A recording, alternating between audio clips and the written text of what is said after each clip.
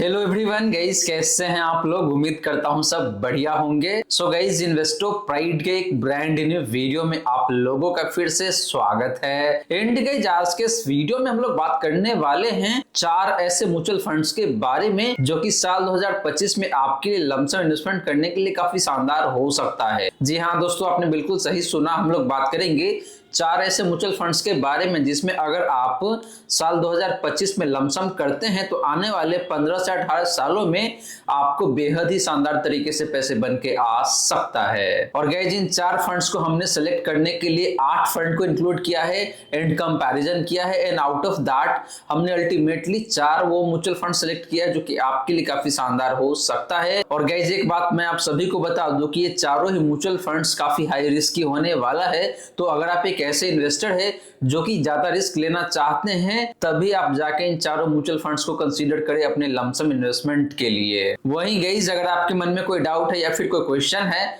तो comment section में पूछ लीजिए। एंड गाइस, अगर आप चाहते हैं कि भाई मैं आपका म्यूचुअल फंड पोर्टफोलियो को रिव्यू करूं, देन आप अपना mutual fund portfolio comment section में मेंशन कर सकते हैं। तो चलिए गाइस, स्टार्ट करते हैं आज का video. But guys, video start करने से पहले फटाफट कर दीजिए इस वीडियो को लाइक।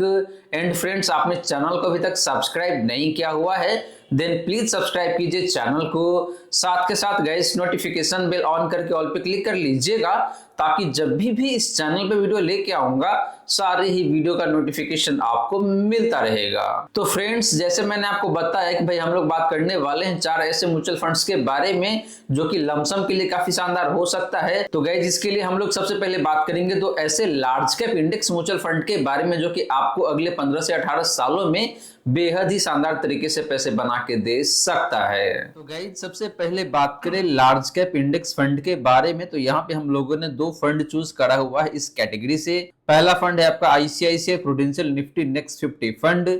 सेकेंड फंड है आपका यहाँ पे UTI Nifty next 50 fund. And in दोनों फंड्स को हम लोग कंपेयर करने वाले हैं इसके कैटेगरी एवरेज से। तो पहले बात कर लेते हैं लमसम रिटर्न का। तो लास्ट 1 ईयर में ICICI prudential Nifty next 50 fund का जो रिटर्न है वो है यहाँ पे आपका 36.87% का। यूटीआई निफ्टी नेक्स्ट 50 फंड का लास्ट 1 ईयर का रिटर्न की बात करें तो वो है यहाँ पे आपका 37.23% का। एंड बात करें कैटेगरी एवरेज का पिछले 1 साल का रिटर्न का तो वो निकल के आता है यहाँ पे आपका 21.56% का। तो गाइस, लास्ट 1 ईयर में दोनों ही इंडेक्स फंड का जो रिटर्न है ये बेहद ही शानदार दिखने को मिलता है अपने कैटेगरी के कंपैरिजन में। एंड दोनों फंड्स ने ऑलमोस्ट सिमिलर लाइन पे ही परफॉर्म करके आपको दिया हुआ है, बहुत ज्यादा का अंतर नहीं है। तो लास्ट 1 ईयर में या फिर कह लीजिए YTD यानी कि साल 2024 में अभी तक इन दोनों ही इंडेक्स फंड्स ने काफी अच्छे तरीके से आपको पैसे बना के दिया हुआ है। इसके बावजूद भी कि पिछले 1 से 1.5 महीने में मार्केट काफी अच्छा खासा गिरा हुआ है। बात करी गई इस पिछले 3 सालों का रिटर्न का तो ICICI prudential Nifty next 50 fund का जो रिटर्न है वो है यहाँ पे आपका 20.73% का। यूटीआई निफ्टी नेक्स्ट 50 फंड का जो रिटर्न है पिछले 3 सालों का वो निकल के आता है यहाँ पे आपका 21.2% का। एंड कैटेगरी एवरेज का जो रिटर्न है पिछले 3 सालों का वो निकल के आता है यहाँ पे आपका 17.25% का। तो गाइस, पिछले 3 सालों में भी देखे तो यहाँ पे इन दोनों ही इंडेक्स फंड का जो रिटर्न है ये काफी अच्छा दिखने को मिलता है अपने कैटेगरी के कंपैरिजन में। एंड दोनों फंड्स का जो रिटर्न है यहाँ पे भी ऑलमोस्ट सिमिलर लाइन पे ही दिखने को मिलता है। बात करें गैस पिछले 5 सालों का रिटर्न का तो ICICI prudential Nifty next 50 fund का जो रिटर्न है वो निकल के आता है यहाँ पे आपका 21.07% का। यूटीआई निफ्टी नेक्स्ट 50 फंड का जो रिटर्न है पिछले 5 सालों का वो है यहाँ पे आपका 21.7% का। एंड बात करें कैटेगरी एवरेज का पिछले 5 सालों का रिटर्न का तो वो निकल के आता है यहाँ पे आपका 18.39% का। तो गैस, पिछले 5 सालों में भी देखे तो दोनों ही इंडेक्स फंड का जो रिटर्न है ये काफी बेहतरीन दिखने को मिल जाता है अपने कैटेगरी के कंपैरिजन में। हालांकि दोनों फंड्स का जो रिटर्न है पिछले 5 सालों में भी ऑलमोस्ट सिमिलर लाइन पे ही निकल के आ रहा है।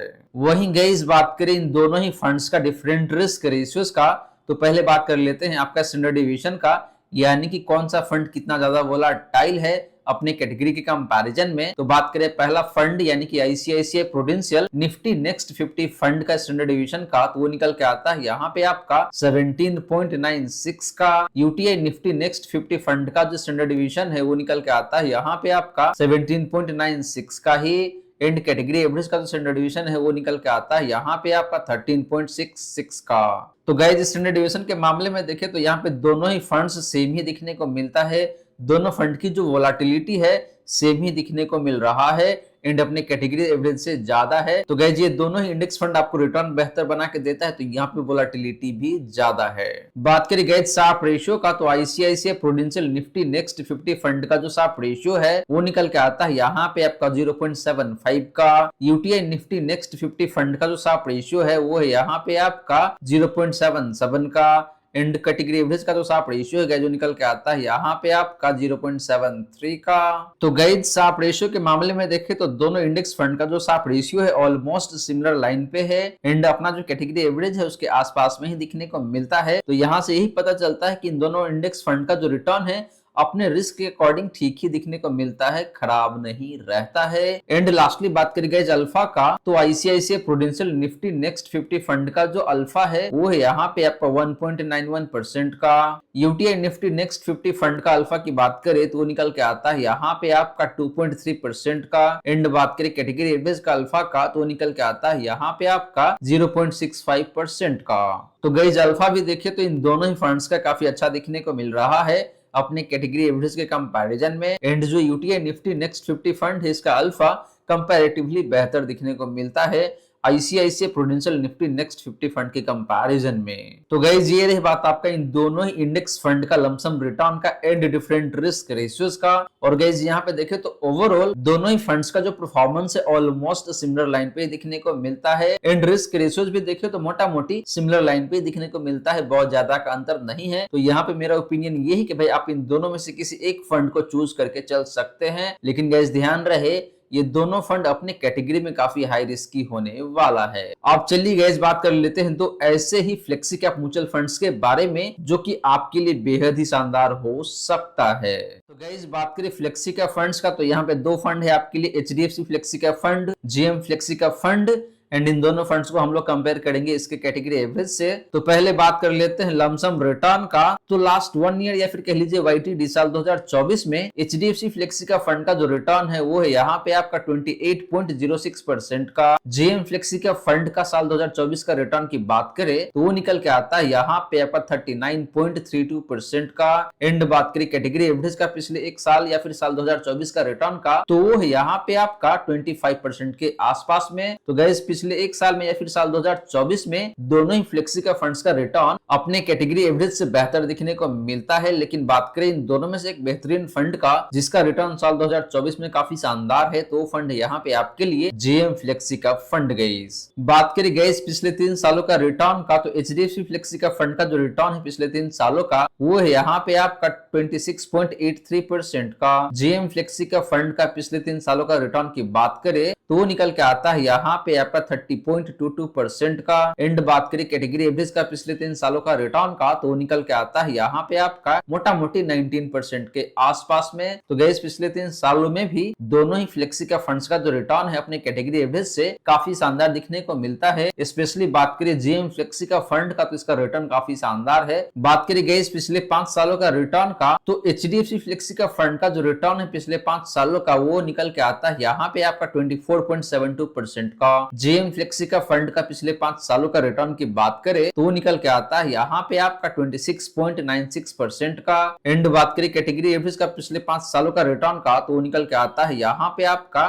20.28% का। तो गाइस पिछले 5 सालों में भी देखे तो दोनों ही फ्लेक्सी का फंड्स का रिटर्न अपने कैटेगरी एवरेज से काफी शानदार दिखने को मिलता है। स्पेशली बात करें जेएम फ्लेक्सी का फंड का। तो वहीं गाइस बात करें इन दोनों ही फंड्स का डिफरेंट रिस्क रेशियोज का, तो पहले बात कर लेते हैं आपका स्टैंडर्ड डिवीजन का। तो एचडीएफसी फ्लेक्सी का फंड का जो स्टैंडर्ड डिवीजन है वो निकल के आता है यहाँ पे आपका 12.18 का। जेएम फ्लेक्सी का फंड का स्टैंडर्ड डिवीजन की बात करें तो निकल के आता है यहाँ पे आपका 13.6 का। एंड बात करें कैटेगरी एवरेज का स्टैंडर्ड डिवीजन का तो निकल के आता है यहाँ पे आपका 13.02 का। तो गाइस वोलाटिलिटी के मामले में देखें तो यहाँ पे एचडीएफसी फ्लेक्सी का फंड ज्यादा बेहतर दिखने को मिलता है। बात करें गाइस शार्प रेशियो का, तो एचडीएफसी फ्लेक्सी का फंड का जो शार्प रेशियो है वो निकल के आता है यहाँ पे आपका 1.51 का। जेएम फ्लेक्सी का फंड का शार्प रेशियो की बात करें तो निकल के आता है यहाँ पे आपका 1.49 9 का। एंड कैटेगरी एवरेज का साप रेशियो है आपका 0.87 का। तो गाइस साप रेशियो के मामले में देखें तो अगेन दोनों फंड काफी बेहतर दिखने को मिलता है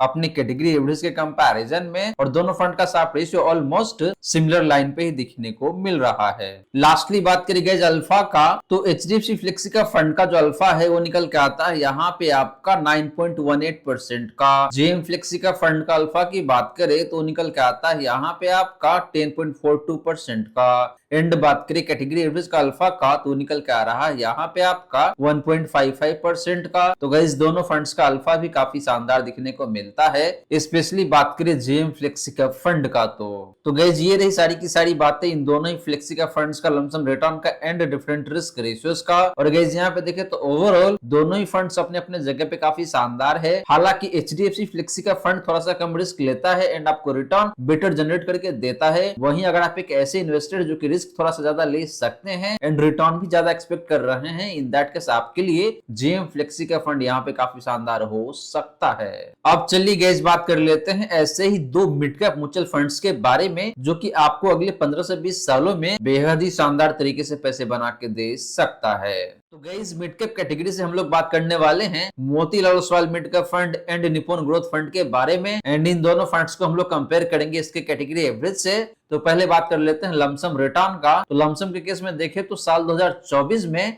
Motilal Oswal mid cap fund का जो रिटर्न है वो निकल के आता है यहाँ पे आपका 58.39% का। निप्पॉन ग्रोथ फंड का साल 2024 की रिटर्न की बात करें तो निकल के आता है यहाँ पे आपका 31.44% का। एंड बात करें कैटेगरी एवरेज का साल 2024 का रिटर्न का तो निकल के आता है यहाँ पे आपका ऑलमोस्ट 32% के आसपास में। तो गाइस साल 2024 में निप्पॉन ग्रोथ फंड ने अपनी कैटेगरी एवरेज को अंडर परफॉर्म किया हुआ है, मार्जिनली ही सही लेकिन अंडर परफॉर्मेंस जरूर है यहाँ पे। लेकिन बात करें guys Motilal Oswal mid cap fund का, तो इस फंड ने साल 2024 में आपको बेहद ही शानदार तरीके से पैसे बना के दिया हुआ है। बात करें गाइस पिछले 3 सालों का रिटर्न का, तो Motilal Oswal mid cap fund का जो रिटर्न है पिछले 3 सालों का वो निकल के आता है यहाँ पे आपका 38.09% का। निप्पॉन ग्रोथ फंड का पिछले 3 सालों का रिटर्न की बात करें तो वो है यहाँ पे आपका 29.08% का। एंड बात करें कैटेगरी एवरेज का पिछले 3 सालों का रिटर्न का तो निकल के आता है यहाँ पे आपका 24.81% का। तो गाइस पिछले 3 सालों में देखें तो दोनों ही मिड कैप फंड्स का जो रिटर्न है अपनी कैटेगरी से बेहतर दिखने को मिलता है। हालांकि बात करें इन दोनों में से एक बेहतरीन फंड का जिसने पिछले 3 सालों में भी आपको शानदार रिटर्न दिया है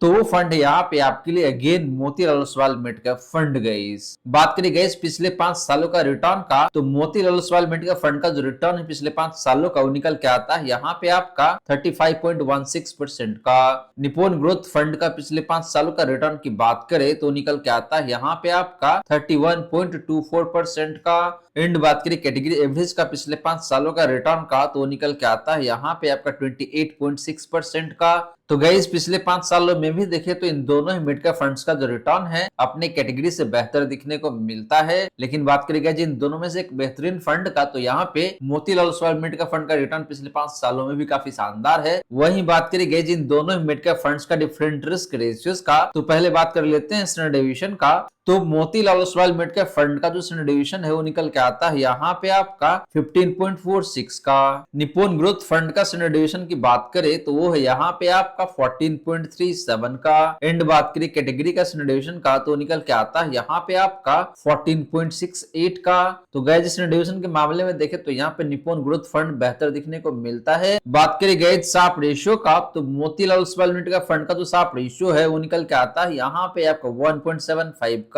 निप्पॉन ग्रोथ फंड का साप रेशियो की बात करें तो वो निकल के आता है यहाँ पे आपका 1.38 का। एंड बात करें कैटेगरी का साप रेशियो का तो निकल के आ रहा है यहाँ पे आपका 1.13 का। तो गाइस साप रेशियो के मामले में भी देखें तो यहाँ पे दोनों फंड्स का साप रेशियो काफी बेहतरीन दिखने को मिलता है अपने कैटेगरी के कंपैरिजन में। लेकिन बात करें इन दोनों में से एक बेहतरीन फंड का जिसका साप रेशियो काफी शानदार है, तो फंड यहाँ पे आपके लिए again Motilal Oswal mid cap fund. Guys lastly बात करी गई अल्फा का, तो Motilal Oswal mid cap fund का जो अल्फा है वो निकल के आता है यहाँ पे आप 12.96% का। निप्पॉन ग्रोथ फंड का अल्फा की बात करें तो निकल के आता है यहाँ पे आपका 4.6% का। एंड बात करें कैटेगरी का अल्फा का तो निकल के आ रहा है यहाँ पे आपका 1.34% का। तो गाइस अल्फा के मामले में भी देखें तो यहाँ पे दोनों फंड्स का अल्फा काफी शानदार दिखने को मिलता है, स्पेशली बात करें Motilal Oswal mid cap fund का तो इसका अल्फा काफी बेहतरीन दिखने को मिलता है, ऑलमोस्ट 13% के आसपास में, यानी कि इस फंड ने पिछले 3 सालों में अपने बेंचमार्क इंडेक्स को मोटा मोटी 13% से बीट किया हुआ है। तो गाइस ये रही बात आपका इन दोनों मिड कैप फंड्स का लमसम रिटर्न का एंड डिफरेंट रिस्क रेशियोज का। और गाइस यहाँ पे देखें तो ओवरऑल मुझे Motilal Oswal mid cap fund काफी शानदार दिखने को मिलता है, क्योंकि इस फंड का रिटर्न भी काफी शानदार है एंड रिस्क रेशियोज भी देखे तो काफी बेहतरीन दिखने को मिलता है। हाँ ये बात जरूर है कि भाई इस फंड का जो रिटर्न की वोलेटिलिटी है थोड़ा सा हायर साइड में दिखने को मिलता है। अब चलिए गाइस बात कर लेते हैं दो ऐसे ही स्मॉल कैप फंड्स के बारे में जिसमें पहले तो लमसम अलाउड है एंड ये दोनों फंड्स आपको काफी बेहतरीन तरीके से पैसे बना के दे सकता है आने वाले 12 से 15 सालों में। तो गाइस स्मॉल कैप कैटेगरी से हम लोग बात करने वाले हैं quant small cap and Canara Robeco small cap fund के बारे में एंड इन दोनों फंड्स को हम लोग कंपेयर करेंगे इसके कैटेगरी एवरेज से। तो पहले बात कर लेते हैं लमसम रिटर्न का। तो साल 2024 में क्वांट स्मॉल कैप फंड का जो रिटर्न है जो निकल के आता है यहाँ पे आपका 30.44% का। Canara Robeco small cap fund का साल 2024 की रिटर्न की बात करें तो निकल के आता है यहाँ पे आपका 29.27% का। एंड बात करें कैटेगरी एवरेज का साल 2024 का रिटर्न का तो निकल के आता है यहाँ पे आपका 31.89% का। तो गए साल 2024 में इन दोनों स्मॉल कैप फंड्स ने अपनी कैटेगरी को अंडर परफॉर्म किया हुआ है, मार्जिनली ही सही लेकिन अंडर परफॉर्मेंस जरूर दिखने को मिल रहा है। और गाइस एक बात आप सभी को मैं यहीं पे क्लैरिफाई कर दूं कि ये दोनों फंड मैंने क्यों चूज किया हुआ है, क्योंकि गाइस स्मॉल कैप कैटेगरी से काफी सारे फंड ऐसे हैं जहां पे सिर्फ और सिर्फ एसआईपी ही अलाउड है, लमसम अलाउड नहीं है। और यही दोनों फंड है जो कि मुझे काफी अच्छा लगता है जहां पे एसआईपी भी अलाउड है एंड लमसम अलाउड है। तो यही रीजन है जिसकी वजह से मैंने इन दोनों फंड्स को यहाँ पे कंसीडर किया है। बात करें गाइस पिछले 3 सालों का रिटर्न का तो क्वांट स्मॉल कैप फंड का जो रिटर्न है पिछले 3 सालों का वो निकल के आता है यहाँ पे आपका